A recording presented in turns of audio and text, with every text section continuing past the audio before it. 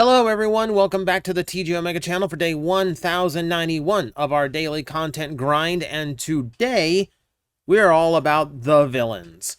We've got a brand new Transformers cartoon on the horizon, so I thought I would go over villains from the past of Transformers, kind of evaluate their type and put them into something of a loose ranking system, you know? We'll be a little bit categorized here, but for the most part, this is like an overall ranking of like what I like out of a Transformer villain and what I would hope for and what I think they have to offer as a villainous character. The important thing about this list today is no Megatron. We're not interested in normal plain Jane. We've been dealing with you for 4 decades, Megatron. You know, I think the most interesting thing Megatron's done in the last few years is find a sympathetic side that lets him turn a new leaf. You know, not everyone's on board on that story, understandable, but that does allow other villains to step in and take charge and actually pose a threat to Transformers as a whole. So that is kind of what we're looking at now. The Megatron alternatives, how good they are, how much they should be utilized, and what potential they could hold. And at the bottom of my list, the ones that we have to get out of the way because it's just a thing that exists all the way back to the Marvel comics, superhumans. I hate Circuit Breaker. I absolutely hate her. She is one of those villain types that does not designate a difference between Autobot and Decepticon, which means someone who would otherwise be a heroic character is being very antagonistically hateful toward the good guys. And I never like how that feels. And it doesn't help that Circuit Breaker is supposed to be a very unlikable villain in the first place. She is very hateful, very xenophobic, and frankly, overpowered. This is a character who helped bring down the Marvel version of Unicron because she is so powerful she could short circuit even him. That's a little too far. Superhuman characters in Transformers are a very big teeter-totter act that you have to find a perfect balance for. It's very easy to make them laughably underpowered to the point where they just don't pose a threat at all, to drastically overpowered to the point of why are the Autobots even trying to fight this? It's a narrow point to find the balance. Transformers Animated attempted that. There's a few villains that could stand up to 1, maybe 2 Transformers, like Nanosec, Slow-Mo, but like Angry Archer, who's admittedly a joke. He's a joke character. You know, standard supervillain stuff doesn't really compare to a giant Transformer with their own superpowers. But if we're going to go with antagonistic toward all Autobots and Decepticons, you know, all Cybertronians, regardless of faction, government agencies. Cemetery Wind left a very bad taste in my mouth, you know, because, you know, they make it clear in the movie there's supposed to be some kind of balance here where like they're not actually supposed to be like targeting Autobots, but they are, because they are an unwatched government organization that just hates all Transformers, Autobot, or Decepticon. And these movies are worse by the fact that they are a government organization that is painting the public opinion of Transformers, and it makes the Autobots feel like bad guys when they should always be heroes. I like when heroes are celebrated. You know, when the ones who are trying to save the planet and do so successfully are actually recognized for that. It's fine to have a counterpoint view. A lot of modern Transformers fiction does, but I want heroes to be treated like heroes. And when a big evil government organization is doing that, it's very hard to get that. You know, it feels wrong.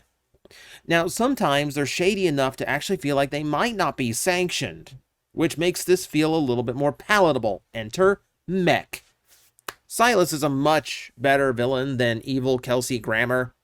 So Mech operates as like a Black Ops style agency. It's very hard to tell where their like government allegiance lies. This just could be like a paramilitary thing. It's a little bit vague in series. It's a little bit vague, but that's for the benefit. You know, that's actually a really good thing. You know, so evil organization of humans that are using technology against Transformers. That's basically what Mech boils down to, and when that's the heart of it, that works a lot better.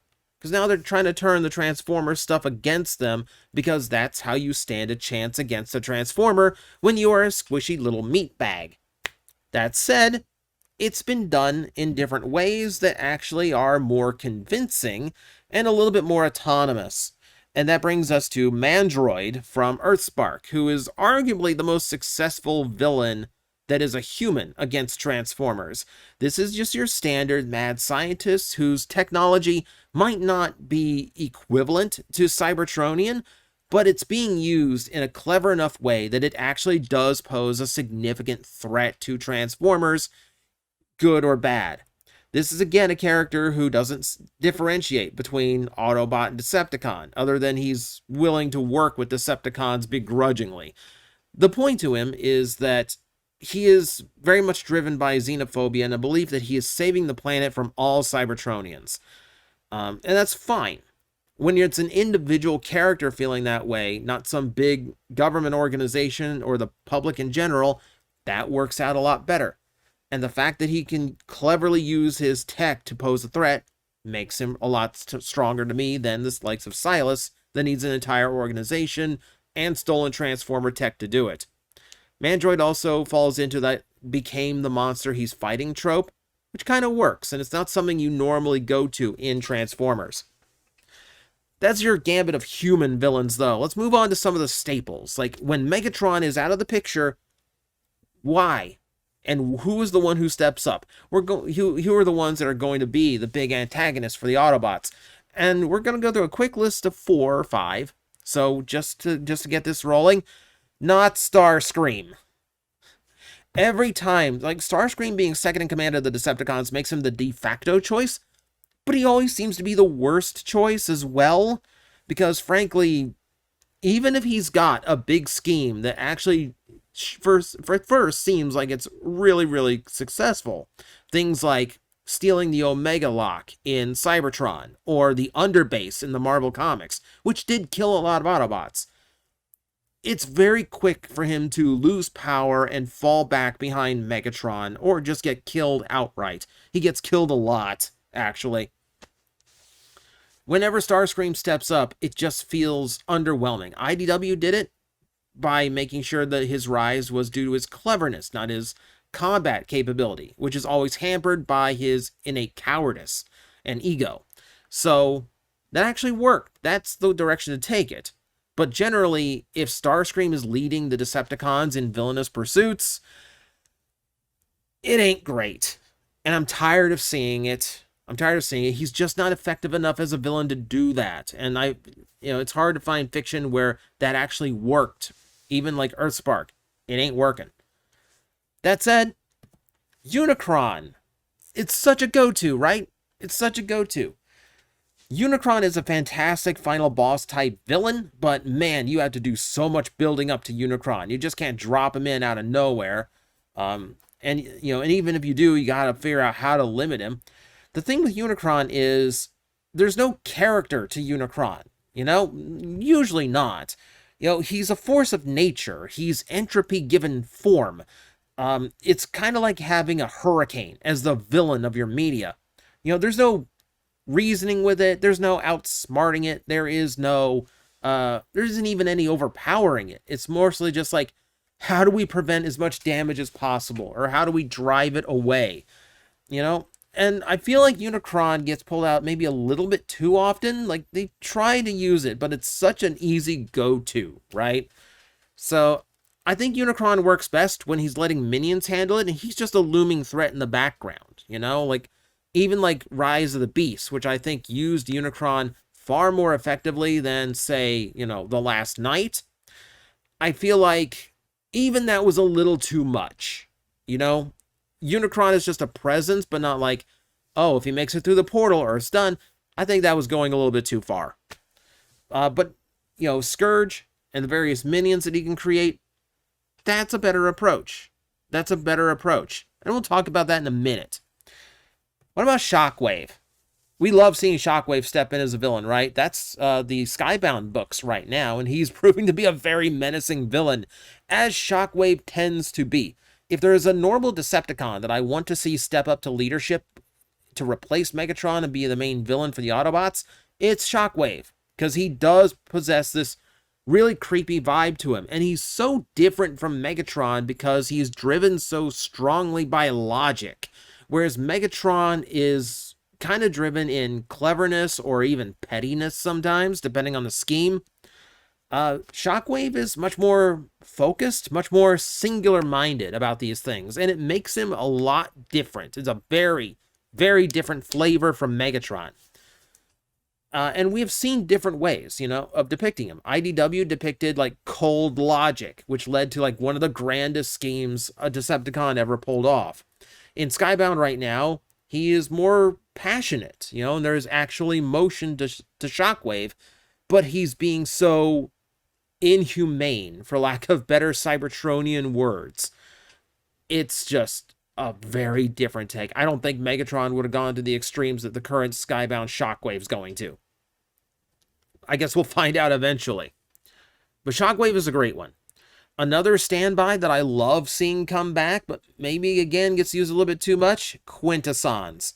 I love Quintessons. I really do. I love that they can be an antagonistic force for Autobots and Decepticons. They're a force that can, like, require a team up between good and evil to stop, I like all that, and I even think their modern depiction in Cyberverse was done exceptionally well as an invading force that forced the Autobots and Decepticons who survived it to work together. I thought that was great, and it worked really, really well from a story perspective. Quintessons have great potential, whether they are an invading force that want to just take over Cybertron, or whether you are depicting them as the creators of Transformers, taking back what they view as theirs. A lot of variety to that. And then you see with, like, we have the ways that, like, Earthspark is using it. Transformers 1 is using Quintessons, and they're all kind of doing it in their own way. They have a versatility to them that I really, really enjoy. And they are alien enough to be very divorced from just being, like, a different type of Transformer, which also makes them a lot more interesting to me. If we want one that's a really effective villain, but we never actually see him used nearly often enough, Jaxis. I would love Jaxis to return to form. Remember, physically, he is incredibly powerful. He one-on-one both Optimus and Megatron in the Marvel comics and beat them both. He's also someone who strikes intelligent. So at first Optimus thought he could reason with Jaxis. That don't work. He is very cruel in most of his depictions. We saw that in IDW, where he's the mad scientist. We won't go into what he did, but he was depicted as a very cruel being himself. But he's one of those options that could be dropped in as, like, a main villain role in place of Megatron, and I'd completely believe it. In the G2 comics, no one could really stand up to him. He died from the swarm. So we never really got to see what he could do if he stuck around a little bit longer.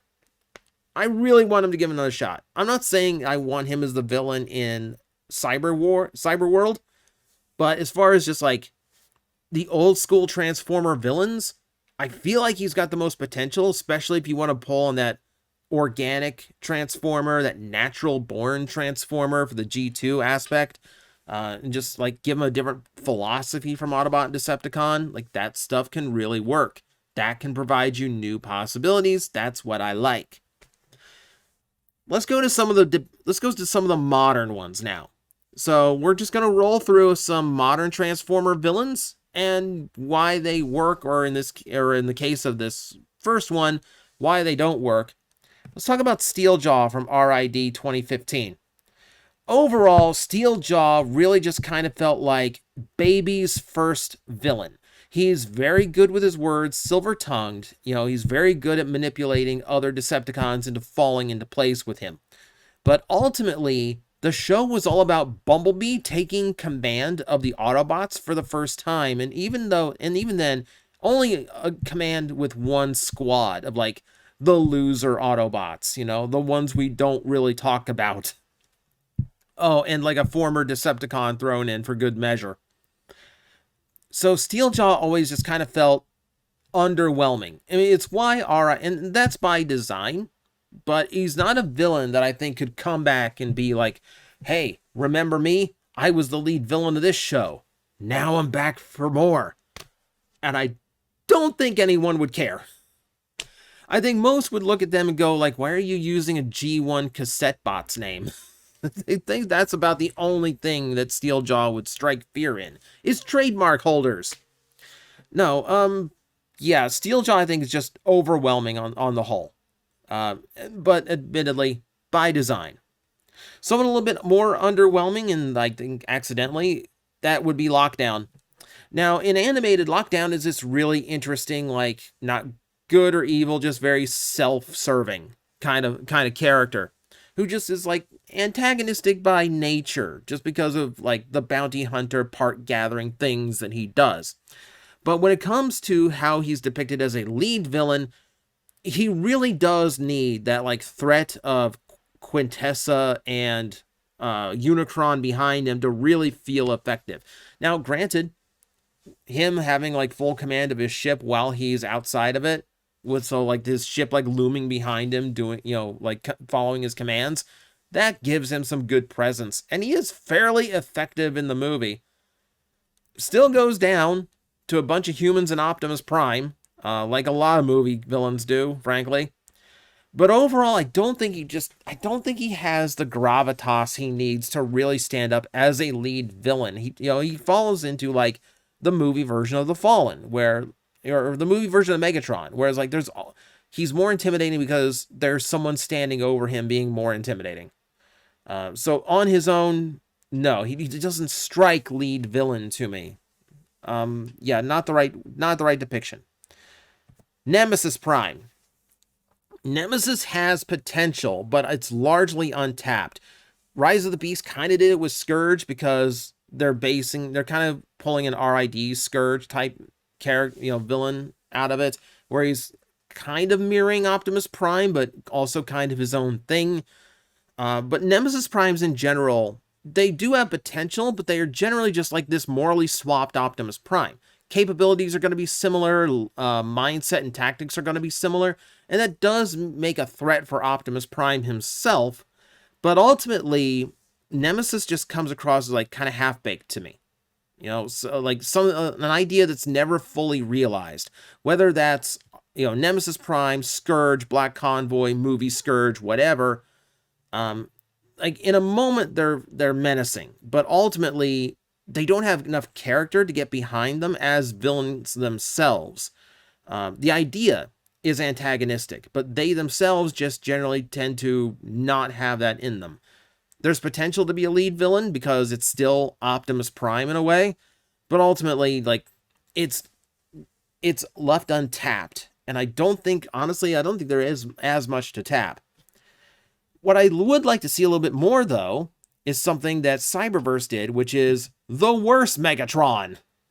You take Megatron, you ramp him up to 11, you make him cross boundaries and reach levels of evil that even a normal Megatron would not stoop to.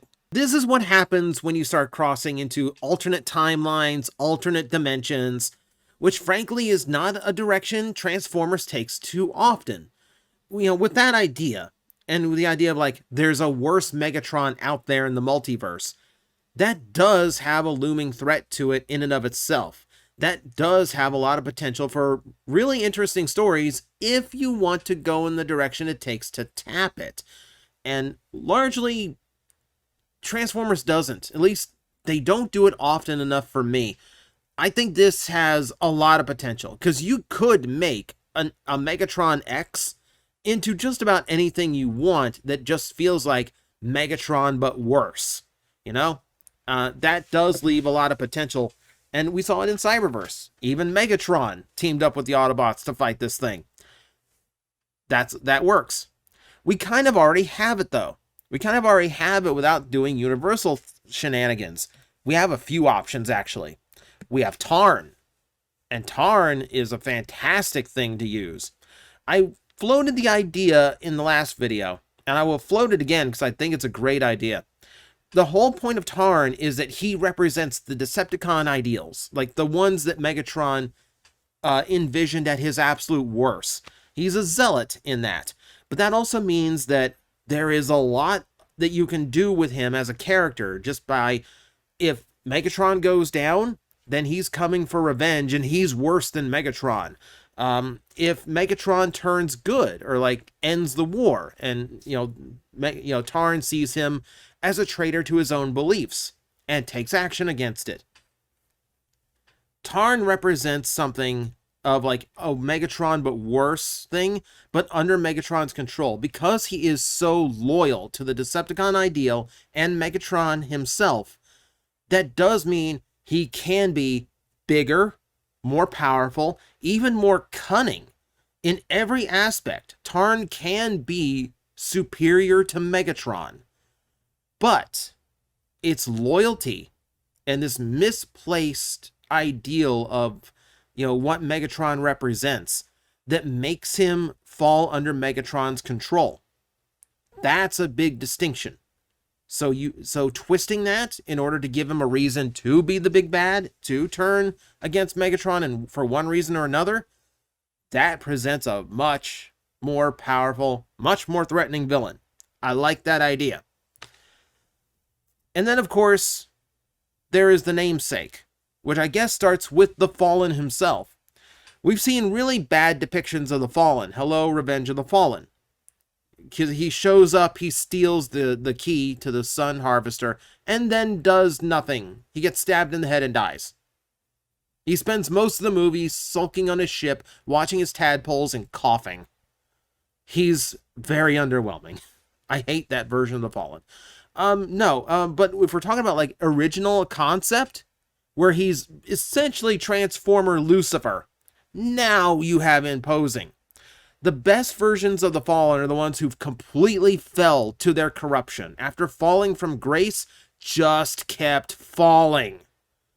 Either representing a force of pure evil now that still has drive and motivation because of his past as one of the 13 and his actual, like, maybe even justified antagonism toward Primus himself, but also the potential of like corruption from Unicron, corruption from, other like malevolent forces in the universe, to the point where he's just insane and overwhelmingly powerful. That's your original depiction of the Fallen. Like, a normal Transformer has no chance of standing up to him, and that's the cool one. Look at how cool he is. He's on fire. Of course he's cool. That said, I think there's more story potential in his original form. I think one of the worst things about RID 2015, a series I'm not too thrilled with, and the Machinima series, one that I actively hate, I think that the biggest misfortune is that those are the two times they actually broke out Megatronus himself, the Fallen of the 13 Primes, as the lead villain. And you know what? It needed to be in a better series. Because not only are you facing a potential of, like, you could make him the worst Megatron, or you could take the lawful evil route, where he still holds to his ideals, and maybe even his vows as one of the original 13 sons of Primus. Children of Primus, rather. And in that, you could twist his ideals to be something much more malevolent, to where, yeah, he might still be abiding by his ideals, but it's going toward a very cruel or very evil means. That can tell a much more fascinating story. There's potential. He's not just powerful, he's logical, and he's driven by something that you can't talk your way through. Yeah. And really, we built up the 13 so much as these like demigods amongst Transformers, and we rarely get to see them take the field themselves and show what they can do next to a standard Transformer. So yeah, he has a lot of potential in that. And it's just a shame that the only place that tried to realize that potential was one show that I felt was way too safe.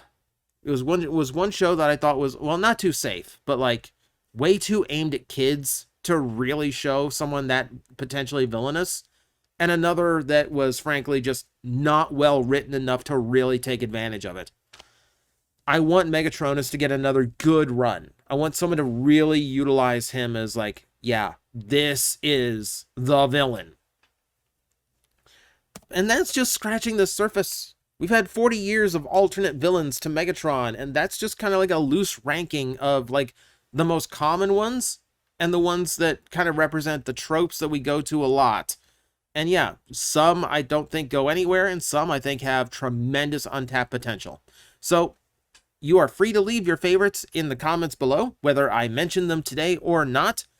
Please feel free to discuss who the villains of Transformers should be if Megatron is unavailable that day.